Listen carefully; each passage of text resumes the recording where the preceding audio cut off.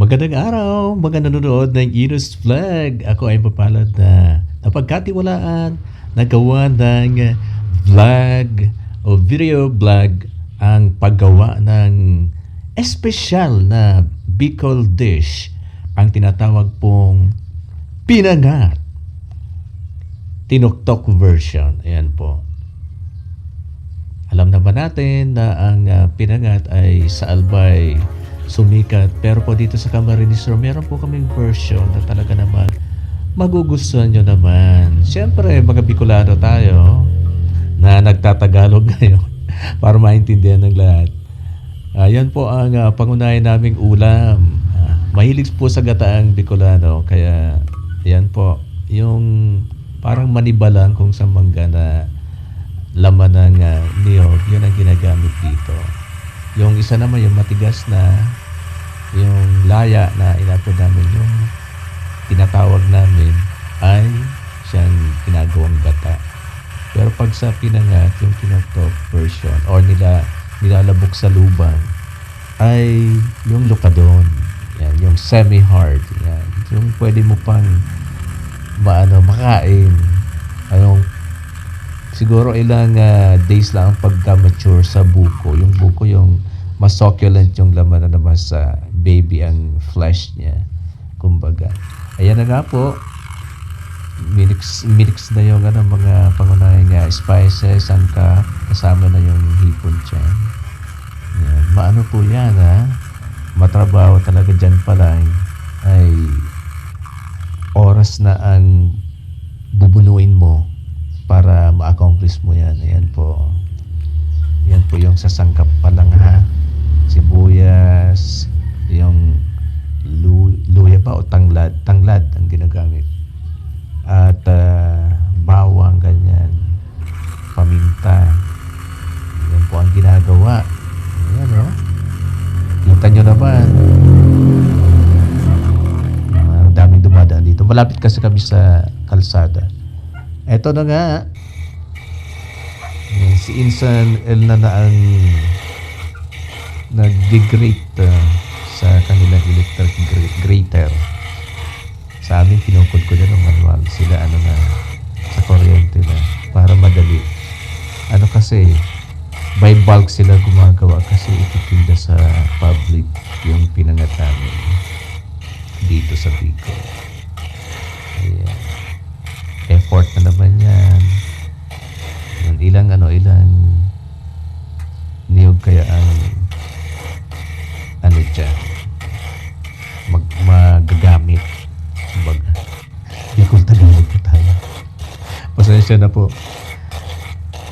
Sunod-sunod na yan Yan na pala yung sa yan, yung lokadon pala, ginigrate din nila para pag na sa lubang, yung parang malaking mortar and pestle, lubang and halo ang tawag sa ay yung patal to sa lokadon na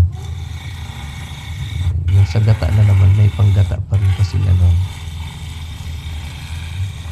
ayan. Kita nyo, blow by blow account ito. Ayan na po, pinipiga na yung sagata naman yan. Yung tinatawag namin linabog. Yung parang, kumbaga sa fried chicken, yung deep, yung isasawsaw. Yung pang-ibabaw sa pinangat. Para mas, lalong maging masarap yung lasa. Ayan. Detalyado. Ilang oras, halos ang araw gumagawa si Nana Helen, yung pinsan ni Father. Titiya Helen ng Linobak. Pinangat. Ayan na po yung kakanggata. Yan ang tatawagin nating linabog sa Bicol. Parang creamy sauce. Yan na nga, hintayin natin. Pero pag sa vlog, parang ang bilis lang, no? Pero ang effort ng mga gumagawa niyan, grabe. Shout out natin yung mga hindi nalilimutan yung mga Bicolano dishes natin. Patuloy nilang tinatangkilik, pinopromote. Kasi more on fast food na tayo ngayong panahon. Ayan po. Usok-usok pag may time. Ayan na. Yung bao, ginagawang panggatong na rin. O, di ba?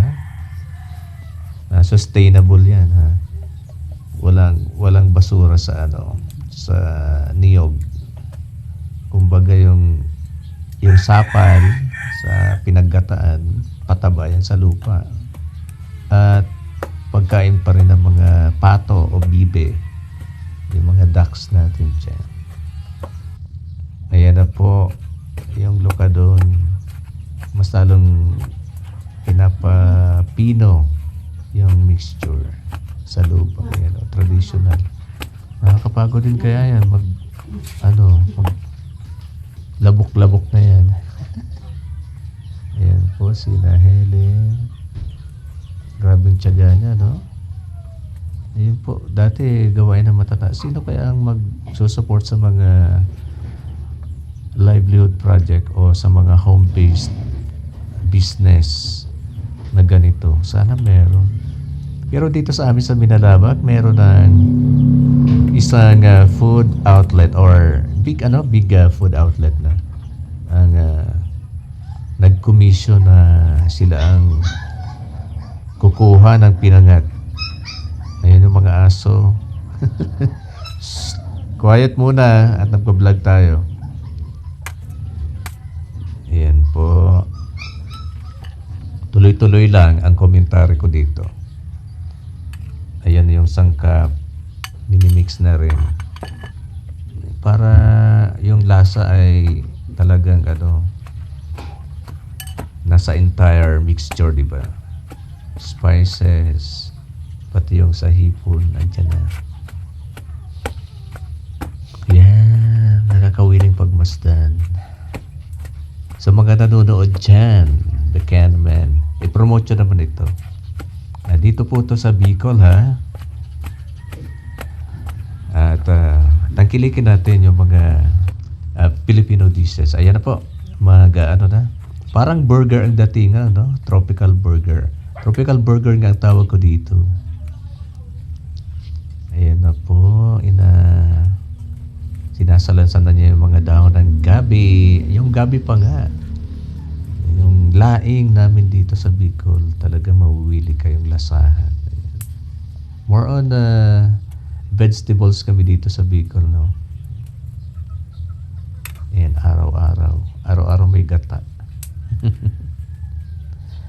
Kung hindi anghang, gata, yan, pinagsasabay, kaya merong Bicol Express. Ayan na po, gagawa na niya ng wrapping yung mixture. Yan. At 30 pesos po ang isa niyan pag bibili kayo. Yan. Mamaya sasabihin ko ulit. Ayoko na maglagay ng maraming caption. Dito na lang sa commentary, makinig kayo. Ayan po yung dahon ng tanglad, yung kanyang pang-secure. Ayan, para hindi masabog yung sumabog yung mixture, pag lutuin na, ilalag. Yan, pang-bigkis. Ayan na. Tiyagaan talaga. Ilang oras din yan, tapos ilulutuin mo pa. Ilan kaya mabubuo ni Nana Helen? Ilang yan na nga sa kanyang malaking lutuan. Ang linis na magluto ng matandang yan. Ayaw na niya yung putyo-putyo, yung parang ka lang para kumita lang. Hindi sa kanya talaga home cooking, may puso. Ayaw niyang yung maagrabyado, yung mamimili o mga suki. Pinaanohan ng daw ng tanglad doon sa ilalim para mas lalong tumimo o ang lasa, di ba? nga. Ganyan pala yan, no? So yung gata hindi nadadagdagan ba? Oh, pati yung tubig nilagyan ng gata para mas lalong ano. Talagang lasap yung lasa.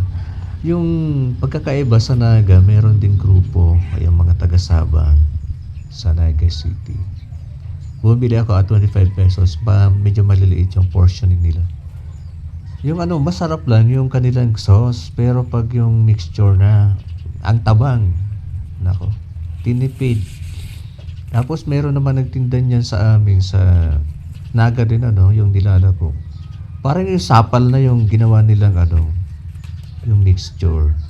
Kaya tinapat ko yung nagtinda. Sabi ko, ate, ang ano ang katinga sa ano sa lalamunan. Tapos parang sapal pa yung tininda nyo. Hindi na umuli sa akin. Sabi, kasi ang totoo naman Sabi ko para kumita lang, gano'n ang gagawin nyo sa amin.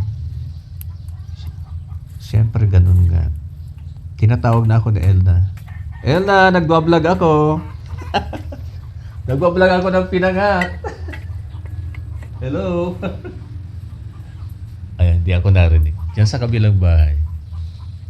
Ayan na po, luto na. Luto na agad.